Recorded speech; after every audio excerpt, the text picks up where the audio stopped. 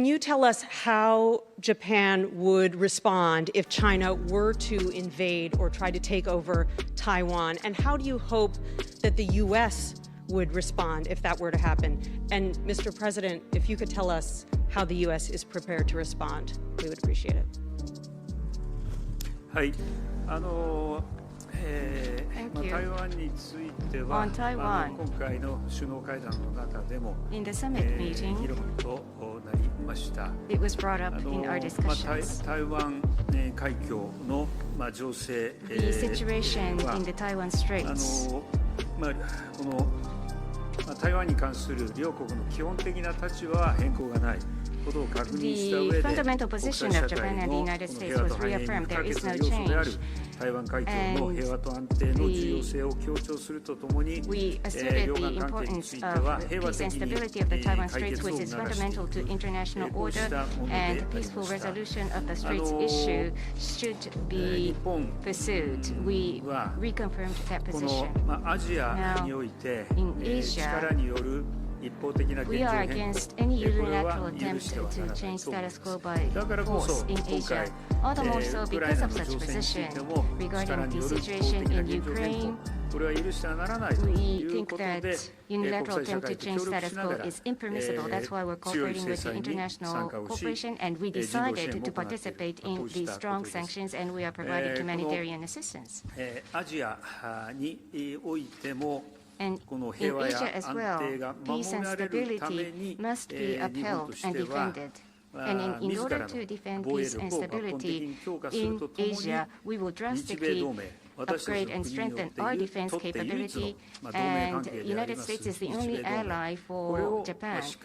And Japan-US alliance is thus very, very important. We have to strengthen this alliance to defend peace and stability of the region. That's our belief. And in so doing, extended deterrence and response by the United States must be reliable. We have full confidence in response by the United States, including extended deterrence and strengthening of Japan-US alliance is very important, and we truly hope that as many members of the general public will have even deeper confidence on this alliance, so that that in turn will lead to regional peace and stability. And I look forward to cooperating with President Biden to that end.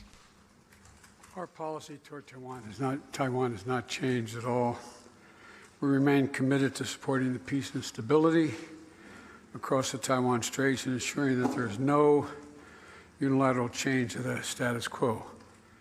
I would add that one of the reasons why it's so important that Putin pay a dear price for his barbarism in Ukraine. The idea that on your station today and every other station in America, they're showing bombings of every school, no military purpose, schools, hospitals, daycare centers, all the things, museums, blowing up all the museums.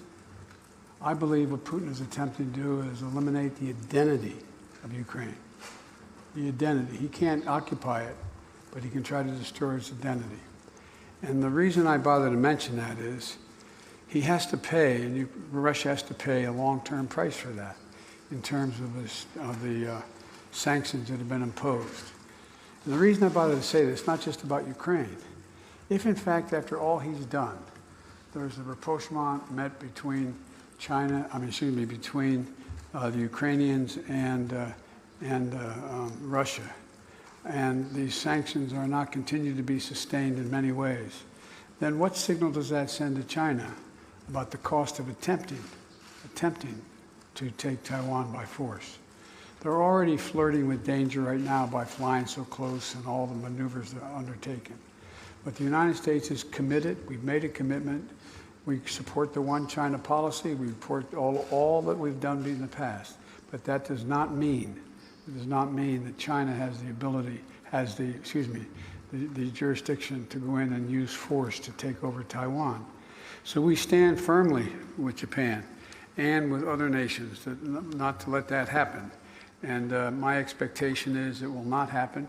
It will not be attempted. And my expectation is A lot of it depends upon just how strongly the world makes clear that that kind of action is going to result in long-term disapprobation by the rest of the community. Very quickly, you didn't want to get involved in the Ukraine conflict militarily for obvious reasons. Are you willing to get involved militarily to defend Taiwan if it comes to that? Yes, You are.